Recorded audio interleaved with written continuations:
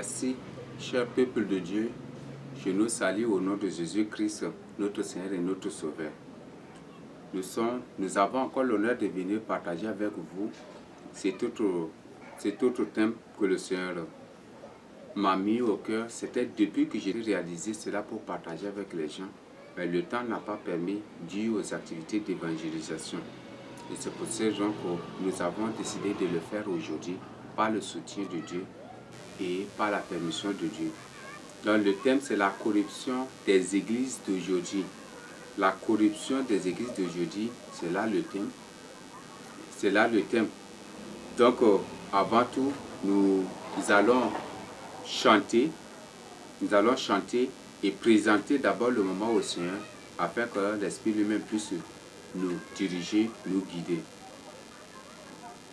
Jésus-Christ m'a sauvé de l'enfer.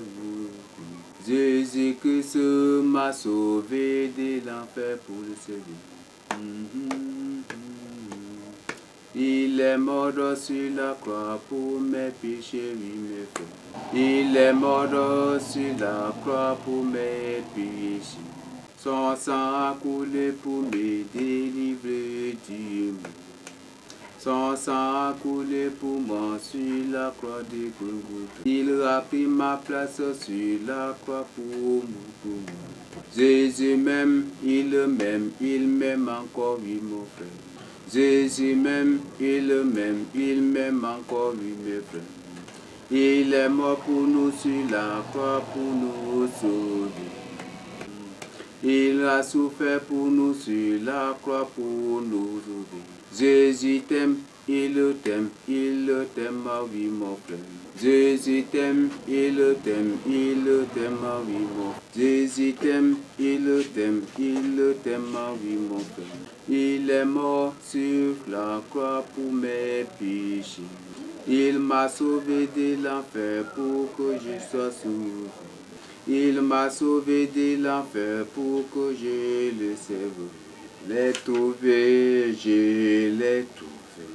Le bonheur ineffable. Je suis sauvé, je suis sauvé.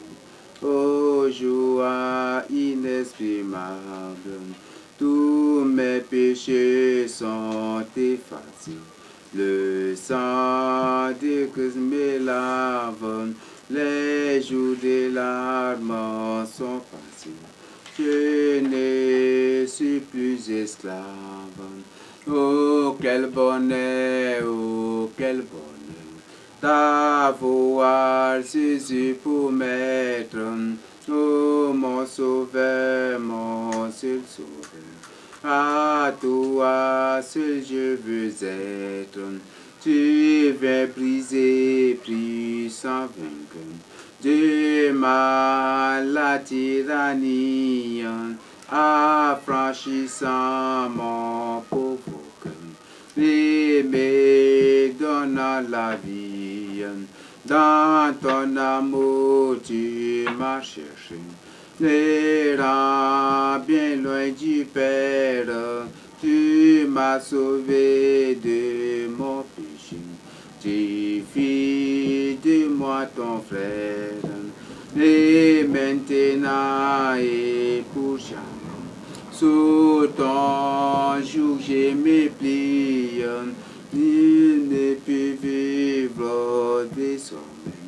Jésus, que de ta vie, laissez-moi chanter mon roi.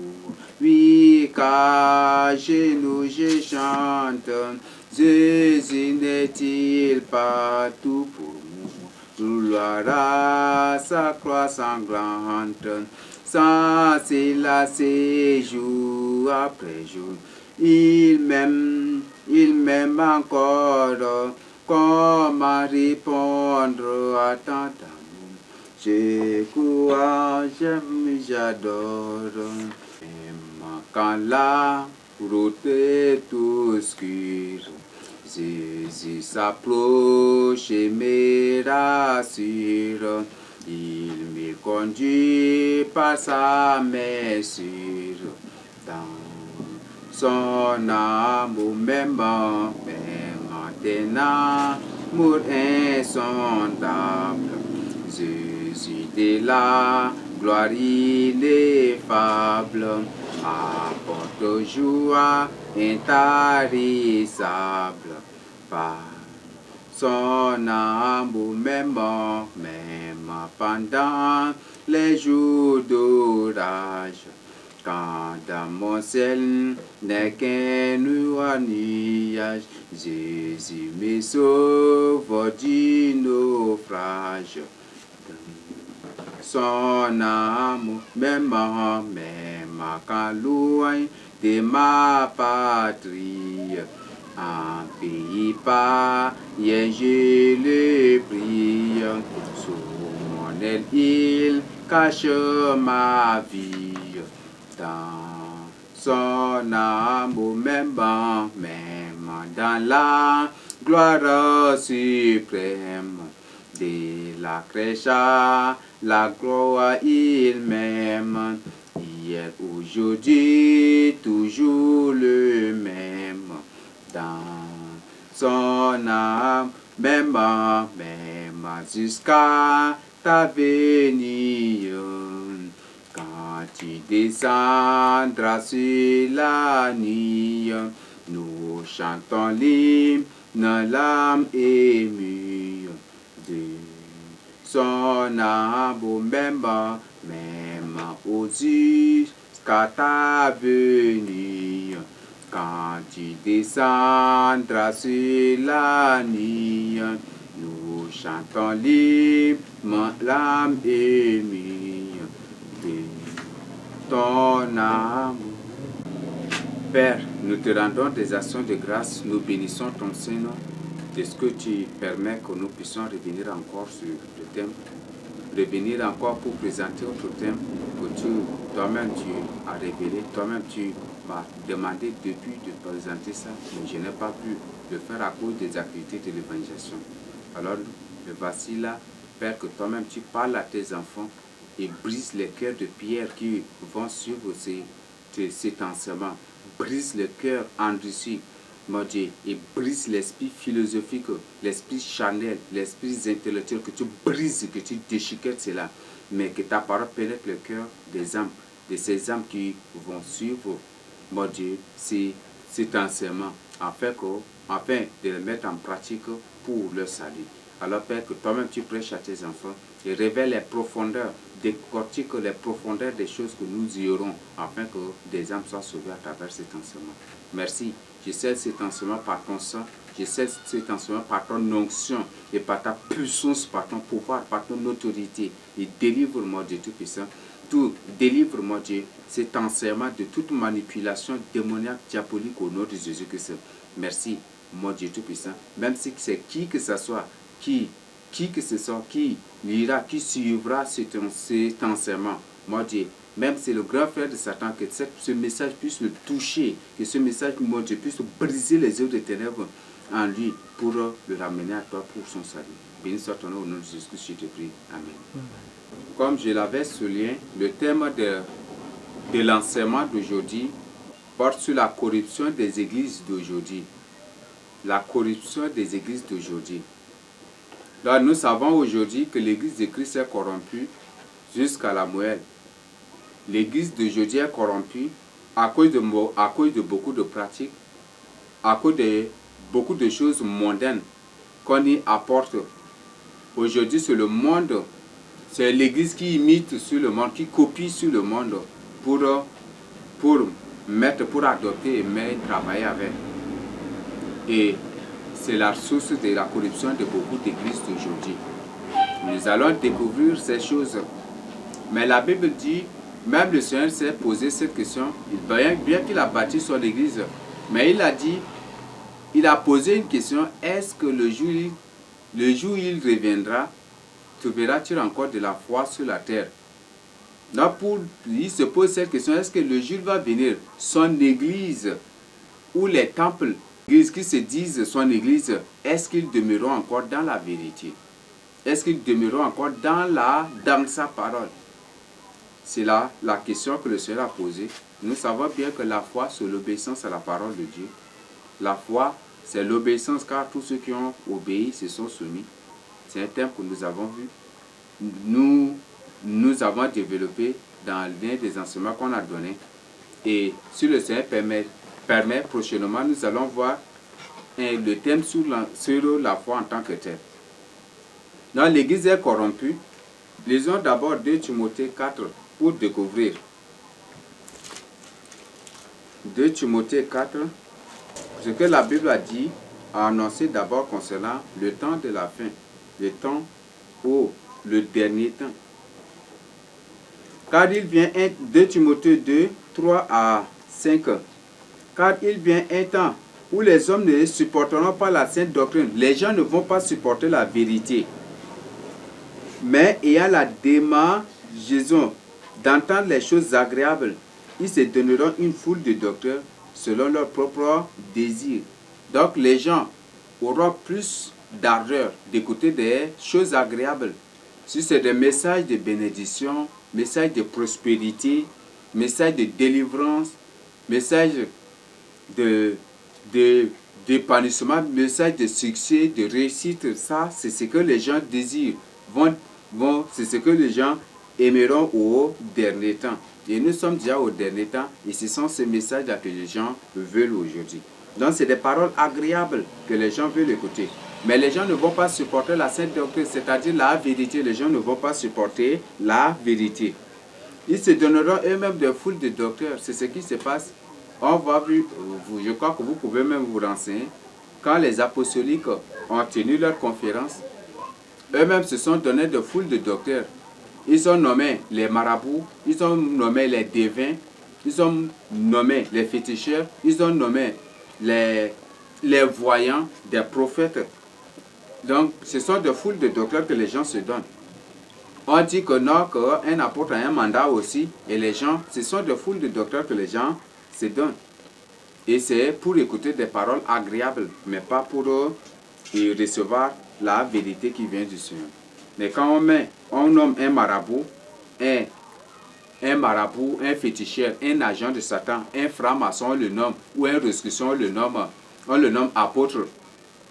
Un rescoussant, on le nomme apôtre, on le nomme prophète, on nomme même les prophètes. Donc c'est la corruption de l'église d'aujourd'hui aussi. Donc c'est ce que la Bible a déjà annoncé, et ce sont ces choses-là qui se réalisent déjà aujourd'hui. Ils se réalisent aujourd'hui. Détourneront leur oreille de la vérité. Les gens vont détourner leur oreille de la vérité. Ils ne vont pas accepter la vérité. Ils vont plutôt la combattre. Et se tourneront vers les fables. Donc les fables, des paroles agréables, des paroles non-sens, des paroles qui ne sont même pas bibliques, des messages qui ne sont même pas bibliques. Et ce sont ces choses-là que les gens vont accepter, que les gens vont apprécier. Quand tu prêches que non, que vous devez collecter pour que je fasse ceci, je fais ceci, pour que ça, c'est des paroles agréables que les gens veulent. Et aujourd'hui, c'est ce qui fait mobilise les pasteurs, mobilise les soi-disant pasteurs à instituer des collectes chaque culte ou créer des formes de collecte pour collecter de l'argent, et ils mobilisent les gens. On va voir on va vous regrouper par groupe et quel groupe sera le premier pour mobiliser les gens à beaucoup donner. Et c'est la corruption de l'église. Et c'est ce que l'église aime aujourd'hui. Mais si c'est la vérité, les gens ne veulent plus. Les gens combattent, les gens ont détourné les oreilles de la vérité. Supporte les souffrances. Fais l'œuvre d'un évangéliste. Remplis bien ton ministère. C'est ce que le Seigneur a dit. Donc, quand les gens se détournent leurs oreilles de la vérité, c'est pour dire qu'ils sont prêts à combattre la vérité. Ils combattent même la vérité. Et c'est pour ça que Paul a averti à Timothée, il faut supporter les souffrances parce que ces gens ne veulent pas la vérité, ils combattent la vérité. Comme ils n'acceptent pas la vérité, ils vont vous persécuter. C'est ce que Paul est en train d'avertir Timothée. C'est un conseil qu'il donne à Timothée et il lui recommande de continuer toujours. Il lui recommande d'insister, de persister et de continuer toujours par prêcher la vérité. Donc, sont là les choses que le Seigneur a annoncées. Il les a déjà prédites et ces choses s'accomplissent aujourd'hui. Donc c'est la corruption des églises d'aujourd'hui. Il y a plusieurs choses que nous allons découvrir par la suite. Avant tout, nous allons découvrir qu'est-ce que la corruption. La corruption, comme je venais de lire, c'est abandonner. Quand on parle de la corruption de l'église, c'est le détournement de cette église de la sainte doctrine de la vérité. Quand une église quitte la vérité pour autre voie, pour une voie mensongère, c'est déjà la corruption. Donc quand on parle de corruption, ce n'est pas venir et puis non, ce n'est pas la corruption que nous, dans ce sens que nous connaissons. Mais la corruption dont nous parlons, c'est détourner de la parole de Dieu. Refuser de mettre en pratique la parole de Dieu. Refuser, combattre la vérité, refuser la vérité. C'est ça, c'est ce qu'on appelle la corruption de l'église de Christ. Et nous avons ce qu'on appelle l'église. L'église, là, c'est un peuple mis à part. C'est un peuple choisi. Parce que le Seigneur dit dans Jean 15, il dit, je vous ai choisi, je vous ai établi afin que vous portiez des fruits. Donc c'est un peuple que le Seigneur a choisi et il les a fait sortir du monde pour les mettre à part. Et c'est ce que le Seigneur a dit. Et il dit, c'est à cause de cela que le monde vous combattra. Le monde vous combat à cause de cela. Parce que je vous ai fait sortir du monde pour vous mettre à part, pour devenir un peuple qui m'appartient. L'église, c'est un peuple mis à part. L'église de Christ,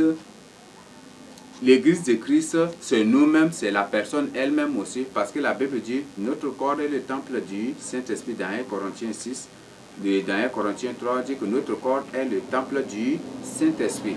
Donc, notre corps, c'est le temple du Saint-Esprit, pour dire que nous-mêmes, nous sommes une église, mais les églises dont je parle ici, c'est d'abord le temple.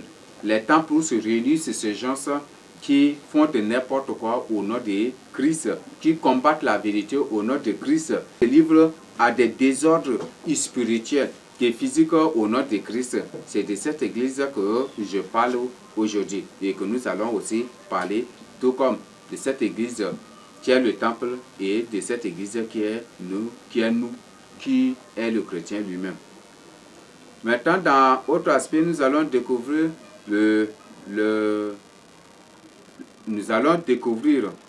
quelles sont les sources ou quelles sont les causes de la corruption de l'Église. Donc, on a d'abord le problème de doctrine. Nous avons le problème de doctrine. Aujourd'hui, les églises, dans les étés, notre doctrine est différente. Notre statut et règlement extérieur, nous avons des statuts et nous avons un règlement intérieur. Et voilà ce qui nous régisse. Donc, on subdivise, les églises sont regroupées par doctrine. On dit dans notre doctrine, on permet cela, on ne permet pas cela.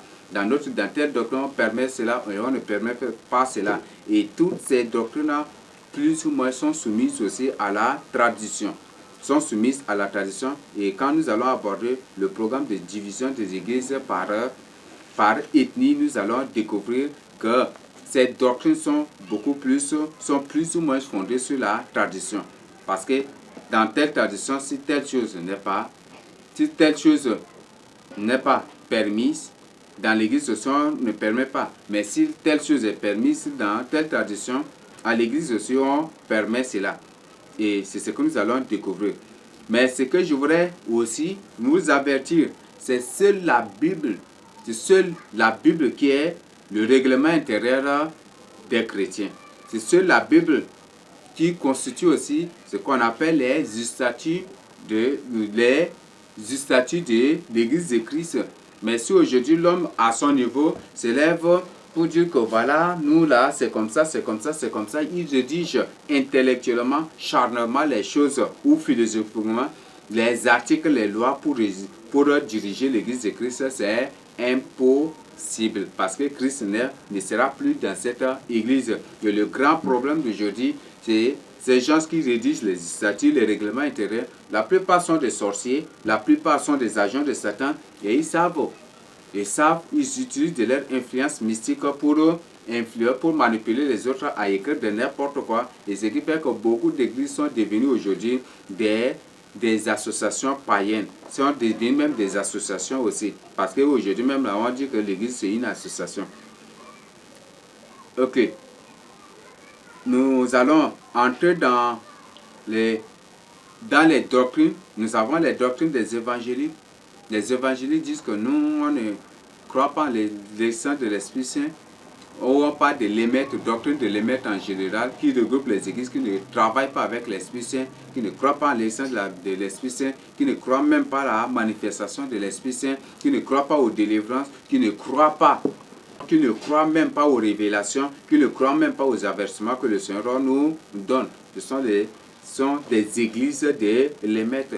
Et ce sont des doctrines-là. Et ces commandements-là, c'est rédigé par les sorciers. Même le Seigneur m'a clairement dit que l'émettre et les autres associations religieuses qui regardent les églises sont inspirées par Satan, et ce sont les agents de Satan qui se sont précipités pour écrire ces choses rédigées pour mettre sur pied cette organisation dans le but de conduire les gens, les églises à l'ordre mondial, précisément dans la religion de l'Antichrist, la religion mondiale de l'Antichrist, religion du faux prophète. Et bientôt ça va se réaliser.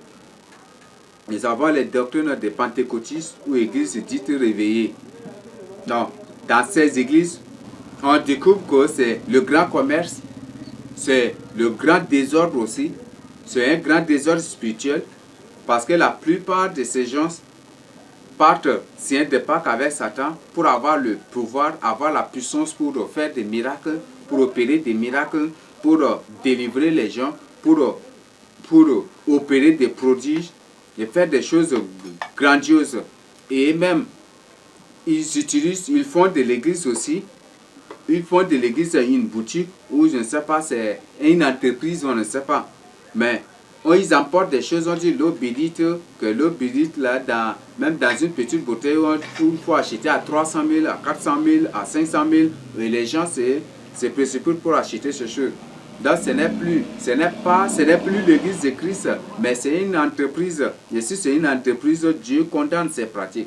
Si c'est une entreprise, Dieu n'est pas dans une entreprise. Et si tu es dans l'une de ces églises, tu dois sortir.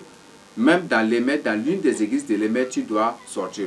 Quittons ces églises pour le salut de nos âmes. C'est pour le salut de nos âmes que le Seigneur nous avertit. Et c'est ce que je voudrais nous avertir. La plupart des gens, de ces soi-disant prophètes, de ces soi-disant pères spirituels, de ces disant bishops des églises pentecôtistes ou des églises réveillées, dites réveillées. Ces églises, la plupart de leurs responsables utilisent des pouvoirs occultes et mystiques pour faire des délivrances, pour offrir des choses grandioses. Et on dit que ils mettent ça sur le dos du Seigneur Jésus, mais c'est sur le dos de leur maître Belzéboul. Donc, ne croyons pas en ces gens et cherchons à approfondir, cherchons la face du Seigneur pour découvrir la vraie nature de ces gens. Et nous devons quitter ces églises qui sont devenues des entreprises, même des églises membres de l'émettre. Nous avons Athéban, nous avons Baptiste qui ne croient pas à la manifestation de l'Esprit Saint, qui ne croient pas à la délivrance, qui ne croient même pas aussi à l'action de l'Esprit Saint, qui ne croient pas aux révélations, qui ne croient pas aux avertissements que le Seigneur nous donne. Donc nous devons quitter ces temples-là, car ce sont des temples de paganisme, et nous devons quitter là. Nous devons les quitter pour le salut de nos âmes.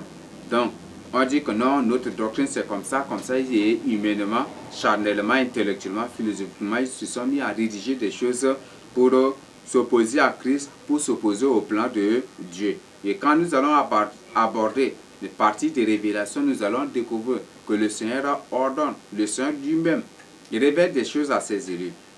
Le Seigneur lui-même révèle des choses à ses élus. Donc si on dit que l'Esprit Saint n'a travaillé qu'avec les apôtres, ça c'est des mensonges. Qu'est-ce que la Bible a déclaré? Qu'au dernier temps, qu'il répandra son esprit sur toute chair, ses enfants, nous aurons des révélations. Nous aurons des révélations. Et même dans Jean 16, qu'est-ce que le Seigneur Jésus a dit? Que c'est l'Esprit Saint qui nous révèle toutes les profondeurs, qu'il y a tant d'autres choses à nous dire, mais qu'il même si partage avec nous, on ne peut pas tous les retenir. Mais le temps viendra où l'Esprit lui-même nous les révélera. C'est ce que le Seigneur Jésus a dit dans Jean 16. Donc, si tu es de Atébam, si tu es de Baptiste, tu dois sortir pour le salut de ton âme. Et je vous invite aussi à suivre l'enseignement que nous avons fait sur les groupes religieux antiques juifs modernisés. Si vous pouvez suivre cet enseignement, ça va beaucoup aussi vous aider. Nous avons les églises de la prospérité, l'église de bénédiction. Là, c'est la branche de la Rose-Croix. Toute église qui ne prêche que le message de la bénédiction, le message de la prospérité, le message de réussite, de succès, le message des beaux d'un bon mariage, de beaux foyers, tout ça, c'est une église branche de la Rose-Croix. Et si tu es dans l'une de ces églises, tu dois quitter pour le salut de ton âme. Le Seigneur ne bénit que ceux qui mettent en pratique sa parole. Et si tu ne mets pas en pratique la parole du Seigneur, tu ne seras jamais béni. Il y a des femmes qui commettent des avortements par-ci par-là. Une fille qui commet des avortements par-ci par-là et cherche à être bénie par le Seigneur. Mais comment le Seigneur va te bénir? Une fille qui n'honore même pas ses parents, ou un enfant qui n'honore même pas ses parents, qui est là à insulter ses parents, à frapper ses parents, à énerver ses parents par-ci par-là, et il veut être béni. Comment Dieu va le bénir? Donc, je nous invite à lire Deutéronome 28, 1 à 14, et nous allons découvrir tout ce que le Seigneur nous a dit dans Deutéronome 28, 1 à 14. Donc, mettons en pratique la parole du Seigneur, et lui-même de ça, et lui-même nous bénira. Mais ne courons pas derrière les soi-disant bishops, les soi-disant apôtres, les soi-disant pères, les soi-disant les soi-disant papa, ne les suivons pas. Mais c'est en mettant en pratique la parole du Seigneur que nous serons bénis. Et c'est que je voudrais nous avertir. Parce que beaucoup aujourd'hui, nous sommes aveuglés. Nous sommes aveuglés. Donc, ne soyons plus des aveugles. Ne soyons plus des aveugles. Mais réveillons-nous. Nous devons nous réveiller pour venir au Seigneur Jésus-Christ. Nous devons nous réveiller pour être sauvés. Ces gens utilisent des pouvoirs, des forces mystiques occultes pour aveugler les gens et pour soumettre leur volonté aux gens. Et c'est pour ça que quand l'un de ces soi-disant apôtres, de ces soi-disant messagers ou prédicateurs de la prospérité, quand il dit tu dois m'apporter ça, Dieu m'a révélé qu'il y a tu as ça, il faut m'apporter. Et tu vas apporter ça là aussi sans discussion. Donc pour dire que il t'a hypnotisé et il t'a aveuglé, il t'a envoûté et ce sont des forces maléfiques qui t'ont poussé à accomplir cela. Donc on ne suivons plus ces gens qui ne prêchent rien que le message de la bénédiction, de la prospérité, le message de réussite, de succès, de tout ça, de fiolet. Mais venons au Seigneur Jésus-Christ, mettons en pratique sa parole et nous serons sauvés. Il y a ces églises adventistes aussi, doctrine adventiste, que le Seigneur Jésus-Christ, que louer le Seigneur, célébrer le culte le dimanche, c'est adorer le Dieu soleil. Non, ce n'est pas le Dieu soleil que nous adorons. La Bible a bien précisé que le Seigneur Jésus est ressuscité le premier jour. Le premier jour de la semaine. Et le premier jour de la semaine, c'est le dimanche. Nous célébrons le Seigneur Jésus-Christ qui est mort pour nous. Et d'ailleurs, ce nom, quand on dit c'est Dieu soleil qui est adoré, qui est donné, qui est attribué à ces jours ou à ces premiers jours de la semaine. Ce sont les humains qui ont donné. C'est Rome, c'est Vatican. Le pape, c'est le catholicisme que dans sa conquête, dans sa reconquête du monde entier, a décidé d'attribuer de noms sataniques et démoniaques à ces jours-là. Donc c'est pour ça que Dieu, lundi, c'est Dieu lune, mardi c'est Dieu Mars, mercredi c'est Dieu Mercure, jeudi c'est Dieu Zeus, vendredi c'est Dieu Vénus, samedi c'est Dieu Saturne et dimanche c'est Dieu Soleil. C'est le catholicisme qui a donné, ce n'est pas Dieu qui a donné cela, c'est non satanique à ces jours-là.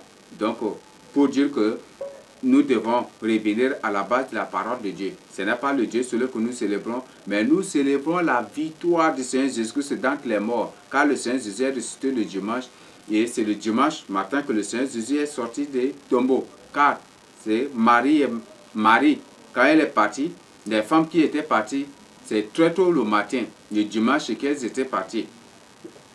à la tombe pour voir le Seigneur. Et quand ils étaient arrivés, ils ont découvert que la tombe était déjà ouverte et que le Seigneur était enlevé. C'est comme ça que Marie pleurait.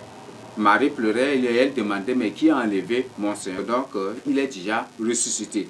Et c'est après que le Seigneur s'était présenté à elle. Et le Seigneur leur a parlé. Ce n'est pas le Dieu seul que nous célébrons, mais nous célébrons la victoire, la résurrection du Seigneur Jésus-Christ, qui est synonyme aussi de notre résurrection pour l'enlèvement de l'Église de Christ. Nous avons des sectes qui existent aussi sous forme d'églises. Et là, je les cite, on a Branham, on a Baha'i, Témoins de Jéhovah, Mormons. Nous avons beaucoup d'autres sectes, qui ont pris d'autres noms aussi. Donc ces sectes, on ne peut pas tous les citer. Mais ce sont des sectes. Branham, c'est un franc-maçon. Baha'i, c'est branche de la Rose-Croix. Le Témoin de Jéhovah, c'est une secte de la franc-maçonnerie. Mormon, c'est une secte aussi de rescoussins. Ils se réclament aussi d'être des églises, mais ce ne sont même pas des églises. Donc, si tu es dans l'une de ces églises, l'une de ces soi-disant églises, ou si tu es dans l'une de ces sectes, tu dois sortir pour le salut de ton âme. Beaucoup de gens sont dans Témoins de Jéhovah parce qu'ils reçoivent de l'aide, on les met bien à l'aise, on leur fournit des matériels, on leur fournit des choses. Et c'est comme ça qu'ils s'engagent à être là dans cette secte.